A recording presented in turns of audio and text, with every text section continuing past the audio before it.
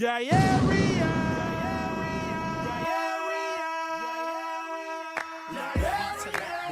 like that. Tell the people that phony water is back.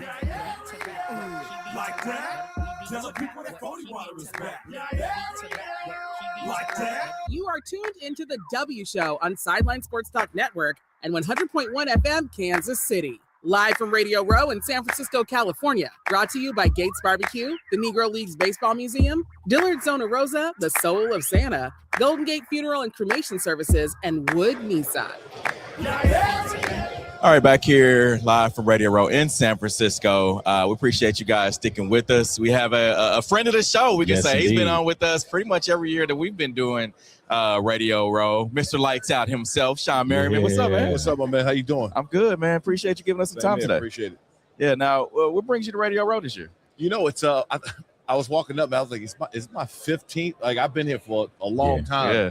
Back when it was only like traditional media, the big networks, it was no podcasts, it was nothing. Now it's everything. Yeah. So now it's pretty cool. And then coming in and seeing some of the players I played against, played with, and then some of the young cats that I haven't got a chance to meet yet. Right. And they'll walk up to me like, man, I used to watch it when I was like 10. I'm like, I'm old as hell. Crazy. But no, it's been cool. Now, you know, football season is basically September through now February. Do you feel that off-season, in-season switch like you used to? No, not really, because it's changed, right? Mm-hmm. There's no real off-season.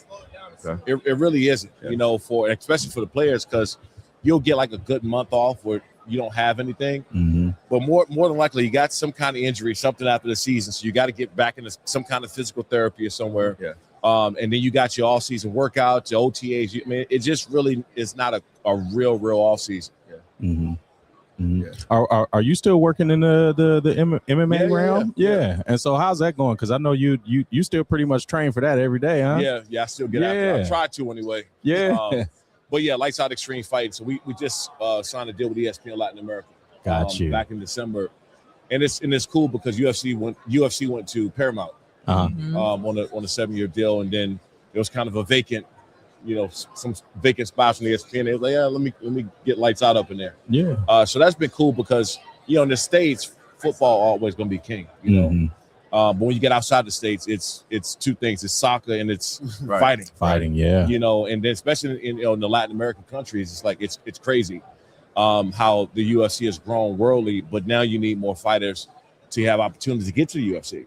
So they typically come fight for us. And it's crazy because every time I see like a fight online, whether it be like in a grocery store or in Central Park, I always wait to see your face pop up in the thing, like sign them up. I always do that. Dude, it's crazy because people were saying that as I'm walking up, and there was like this lady, she had been in her 60s, came and said sign them up. I'm like, what's going on? You know, so yeah, everybody watched those videos. Yeah. So I'm pretty sure I can figure out why you have the name Lights Out, but who came up with that name for you?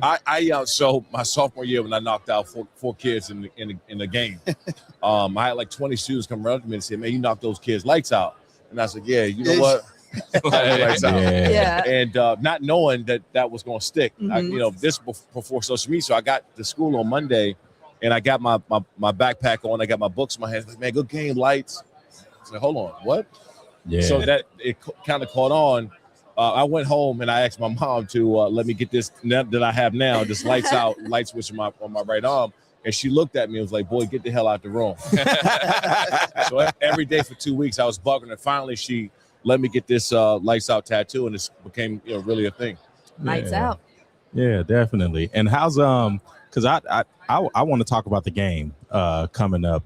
Seattle it seems to be the consensus with everybody on Radio Row this year. Who you thinking about on Sunday? Well, you know, it's the NFL. Anybody got a shot. You know, like I think it's easier for most people to say, you know, Seattle's the better team. They should win.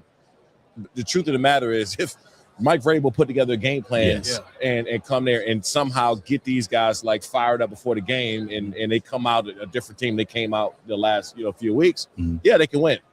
You know, having a gritty game, running the ball, running the clock out, staying, you know, just it has to be one of those mistake-free games for them to win. in my opinion, like Seattle can make a few mistakes and still win the game because they can score. Mhm. And I just don't think the Patriots can match what they can do. Definitely. Yeah, and it's interesting too because the Patriots came out of nowhere. Yeah. You know, like I mean, you talk about Mike Vrabel. He took a team that had won 4 games last year, and Right. now they're in the Super Bowl. What are your thoughts on that? I mean, first of all, I'm always kind of pushing for former players to be coaches. Yeah. And I'm not saying because you play the game you're gonna be a great coach, but you have some of these guys like Vrabel. He was smart as hell when we played against him, and I didn't like him. Yeah. I did not like Mike, man, because he was just tough. He was nasty, but he was very, very. He just knew the game.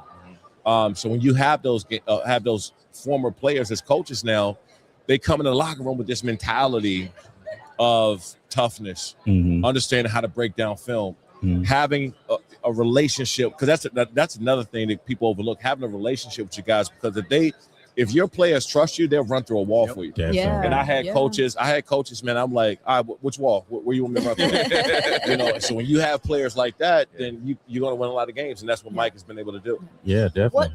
What's your thoughts on this season in general? Because I feel like a lot of the teams that we saw in the playoffs, we didn't see that coming. It wasn't on our bingo board just based off of the way the playoffs played out over the past couple of years. This is the wildest season because there was no clear-cut winner nowhere. Yeah. Right. You look at the first 5 or 6 weeks of the season, you're like, oh, the Chargers going to the Super Bowl, right? Then they get decimated with injuries. They get beat up and lose a lot of guys. Then you look around, well, KC used to be the automatic that was going to be at the finish line at the end. They're not here. Yeah. Right. Joe Burrow, he's not here. No Josh Allen. And so you look around like, man, what happened? But I think this is a good thing, and it's good for the NFL. Yeah. To put spotlight on other teams, other franchises, other players, instead of always talking about the same 10 guys every single year. So I think this is actually really, really good for the NFL. Yeah. And if you look at the AFC West, you mentioned the Chargers, the Raiders are still kind of below the median line. But look at the AFC West. What do you see? Where do you see the AFC West going? Yeah, no, they below the below. Yeah. Yeah. But what happens over time in these divisions, you have somebody that's dominated for so long. Take the Chiefs, dominate for so long. And the Chiefs aren't as bad as people make them to be, but they're not what they always were. Yeah. Right. And what happens over time is other teams in the division get better. Right. And I'm speaking from experience. We used to run through the Raiders when I was there. It was like, I look at that, I'm like, oh yeah, I'm gonna get 2 sacks this week. It was one of those. And now my last year, the Raiders beat us. Yeah. They started getting top draft picks. New coaches came in, new front office, Right. and they just started to get better. Yeah. And that's what happened this year with most divisions. I mean, the Patriots had their several years where they were down. Right. And they were used to dominating for almost 2 decades. Yeah. And so other teams in that division just start. Buffalo over time got better. Now it looked like the Patriots got back to where they were, but other teams in divisions just get better. Yeah. And speaking about getting better, the game is pretty much the same when it comes to edge rushers and the linebackers. Are you one of those guys that in the off season, are you working with younger guys or working with different guys, whether they, hand techniques or different, rushing techniques? Yeah, this offseason I went Max Crosby, Von Miller, and Cam Jordan have the sack summit every year in Vegas. Gotcha. And I couldn't go the last couple of years. I was traveling, but I went this year and worked with a lot of the younger NFL guys. And it was cool, man, because I'm in the fight business. I'm in board meetings and stuff, and sometimes I wish I can yell and then do some of the things I want to do. It's a different kind of atmosphere. So getting an opportunity to go back out there and just work and see how much the game has changed. Yeah.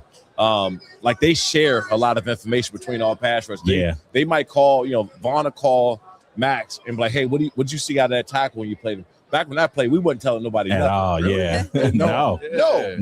It's no friends. No friends in the industry. But and I'm not saying that's a bad. I'm not saying it's a bad thing. The culture is different, and their knowledge of sharing of how they do things to get better. It was really cool to be out there. Yeah, definitely. Have you thought about getting into coaching? It's just the time, man. Yeah. Like I got too much going on where I would love to go out there and help out. When guys, I go out there in training camp for the Chargers and I work with, some of the young guys that when they call and ask or anywhere. But them long hours, dude. Like I didn't realize, like, as a player, we thought our days were long, but the coaches there before, right, and way after, right. And I'm like, it's not for me. Yeah, not for me. So you, even though you're not in the coaching, but like within the facility and within just the NFL in general, how many guys do call you? Do you see anybody that had your work ethic? Because you're a dog. Yeah. Like, do you see anybody that has your work ethic? For sure. It's and guys call. They call, text all the time, and they'll ask me, "Did you see the game?" And I was like, "Yeah, I watched it. What'd you think?" I was like, "On what play?" Right. How you play as a whole, or how He said, and some of them will walk me through the certain plays. Like if you got it, and they'll send me clips. Okay. Mm-hmm. And like, what do you see? What happened here? And I'll talk them through it. So, I enjoy that part of it. I just think that when you played at a certain level and you've been to reach a point, you got to pass it down. Yeah. You got to pass it down, man, because that's your way of really giving back to the game. Yeah. We appreciate you giving us some time, man. Appreciate it, man. Thanks for having me. Yep. That's Shawne Merriman. We'll be back here live from Radio Row with more guests. The views and opinions expressed on the W Radio Show by the hosts, co-hosts, guests, and call-in listeners are solely the opinions and responsibility of the original source who expressed them. They do not represent the opinions of the W Show, 100.1 FM, One Kansas City Radio, Sideline Sports Talk, Team Wall Street Foundations, or affiliates.